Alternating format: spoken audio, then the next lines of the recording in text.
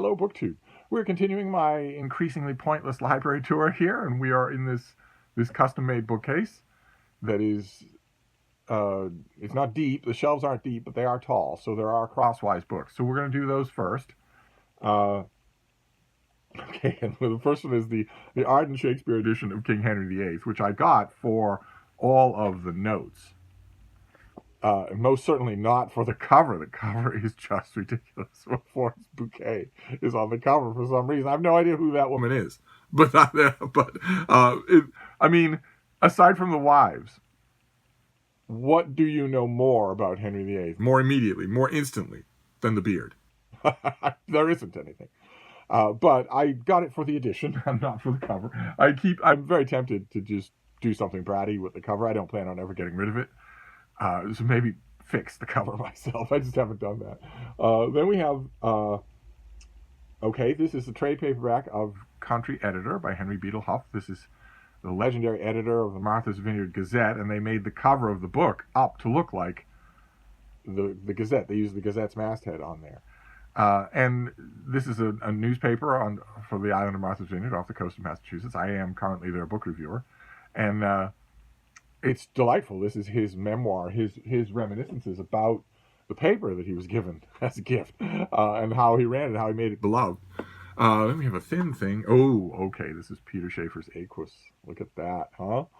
This is such a good play. Oh my, such a good play. About a psychiatrist named Dysart, who is treating a traumatized young man named Alan, who has a very unhealthy relationship with horses, an unhealthy fascination with them, that leads him at one point before the action of the play opens to a horrific act. Horrific. And he's being treated for that. He's being treated for that because the open question is, does this horrific act mean that he's a danger? And quite unbeknownst to Alan, he is causing a personal meltdown, a crisis in the part of Dysart, his psychiatrist. And this is just, really, this play is an x-ray of that crisis on Dysart's part. It has so many good parts in it. Talk about YouTube casting. If you were to do BookTube casting, you would want Doom Antidote as Alan. He's an old geezer, but he's just barely young enough to play Alan convincingly. Plus, I don't ever usually agree. The usual casting of this is that Dysart is in his late 50s, and Alan is in his late teens, or even mid-teens.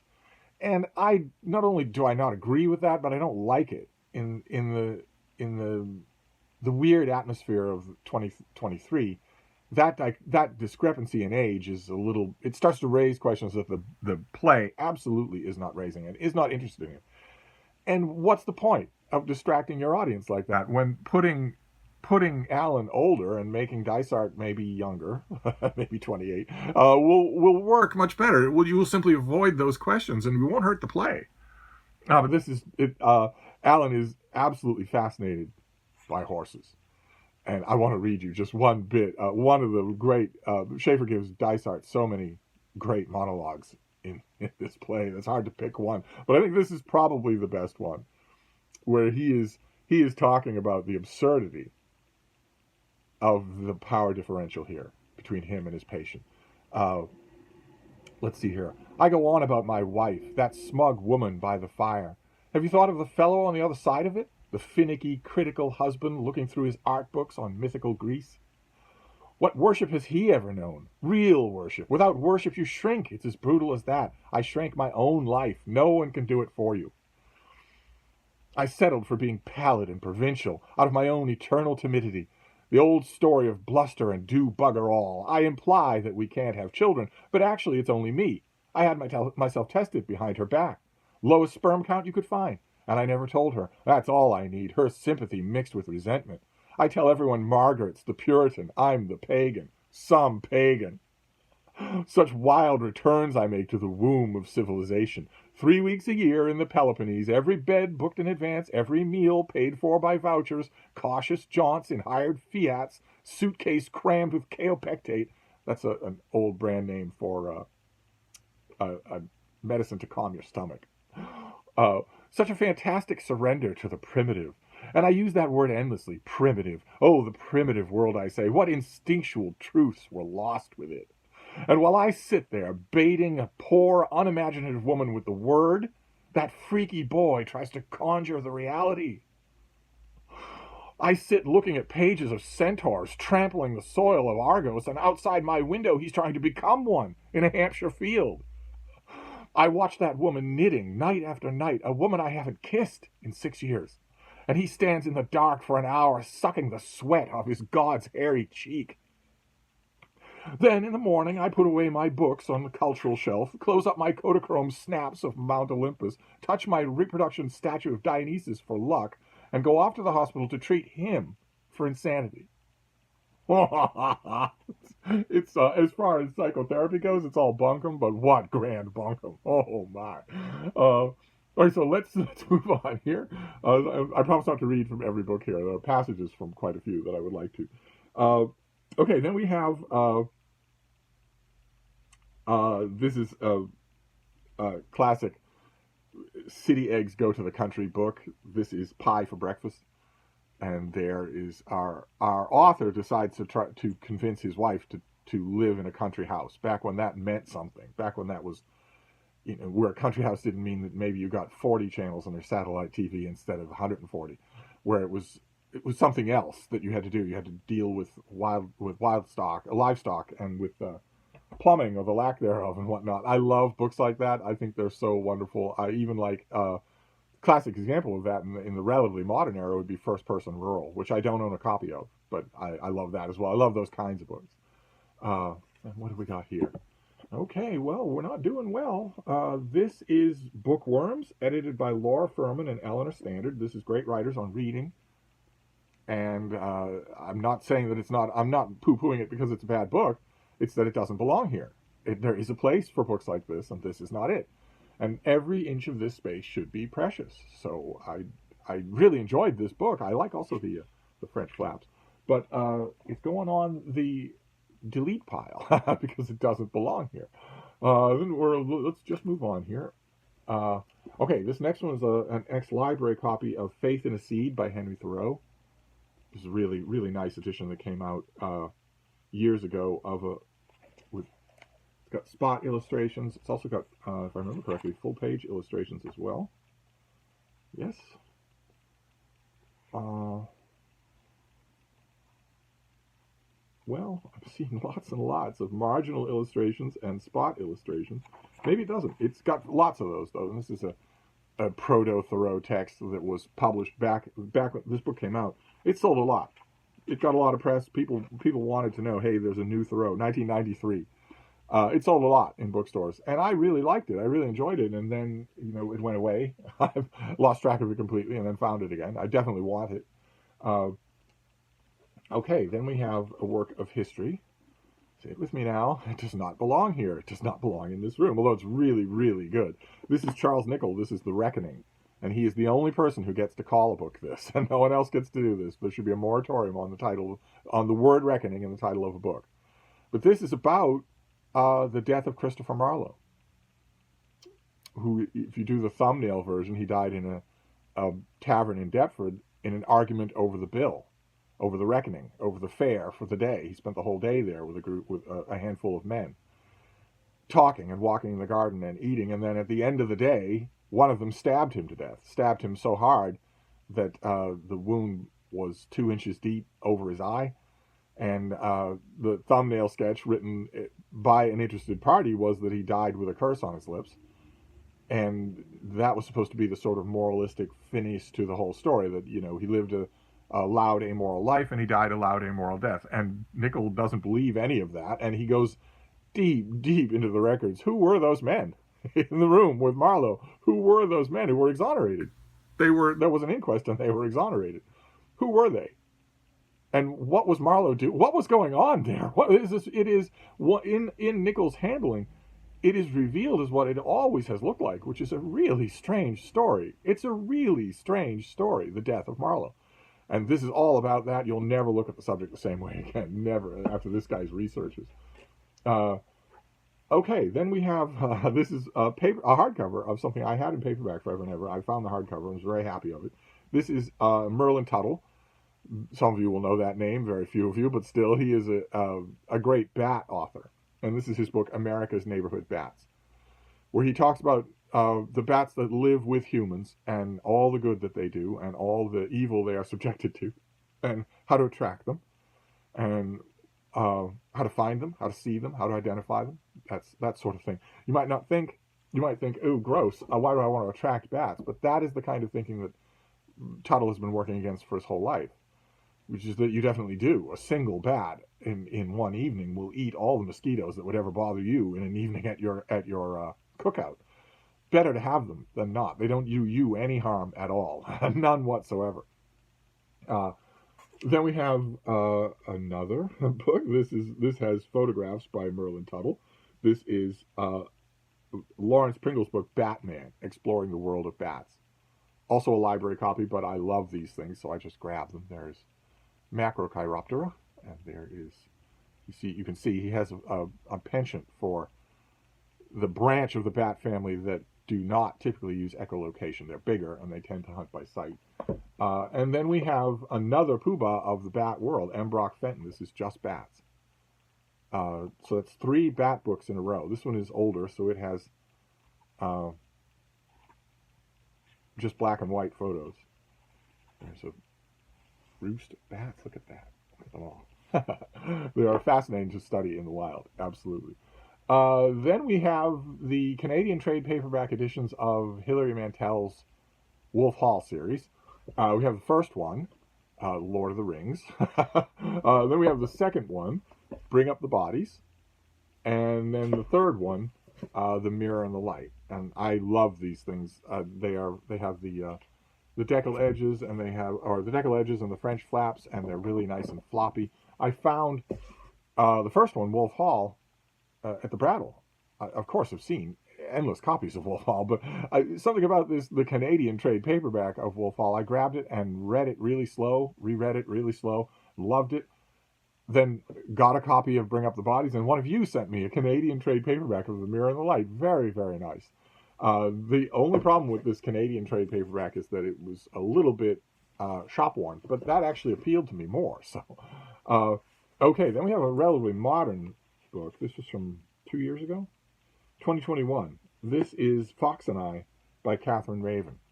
I knew as soon as I read it that it was going to come into this room.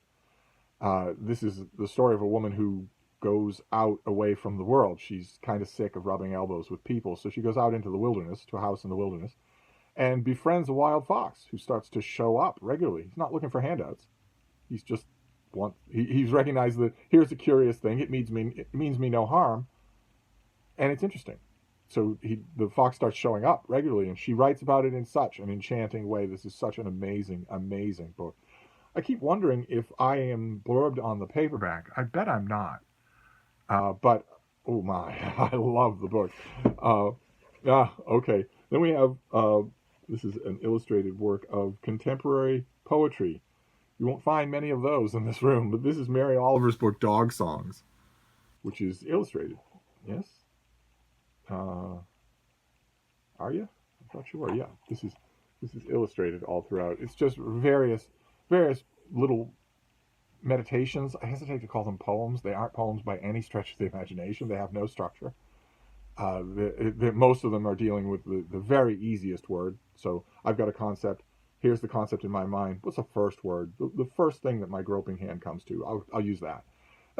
That plus the lack of structure is the lack of evocative language is the opposite of poetry. But nevertheless, that's how this and a million other books like it are marketed. And this is all meditations on dogs. So I wouldn't care if it was written acrostics. I would still want it.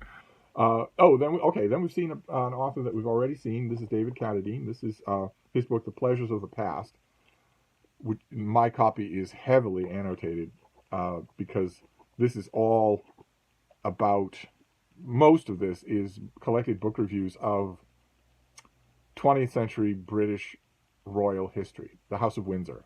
This is in large part about the House of Windsor.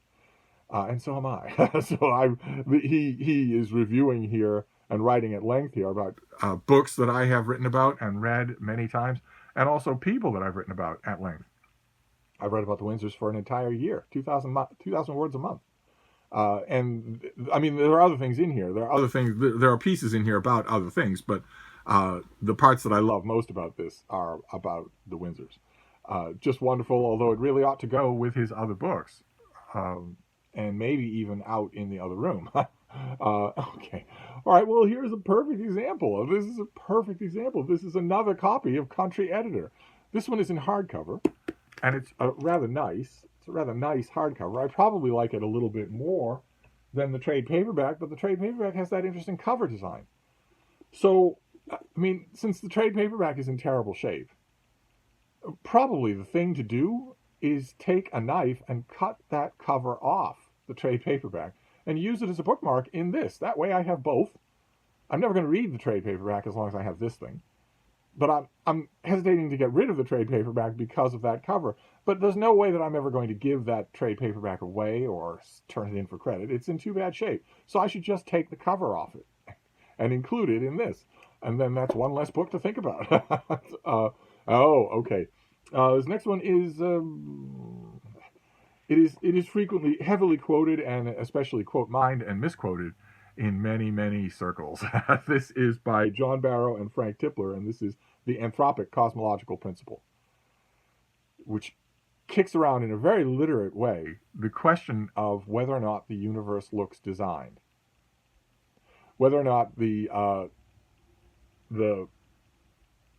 constants in the universe look designed to facilitate the arrival of human life. The authors are very much not asserting that. And it's a fascinating book. They're both really bright guys. I think the basic question, the basic premise at the beginning of all of that is just so utterly absurd. It's just so utterly absurd. Of course, the universe, nothing in the universe is contoured for human life. Human life is contoured to the universe. But this is going to be very thought-provoking for you. You're going to find it's a little bit abstruse, but well worth it. It's well worth reading, and it gets quoted all the time. Like I mentioned, dumb evangelicals love to haul out Barrow and Tipler. They don't understand Barrow and Tipler at all.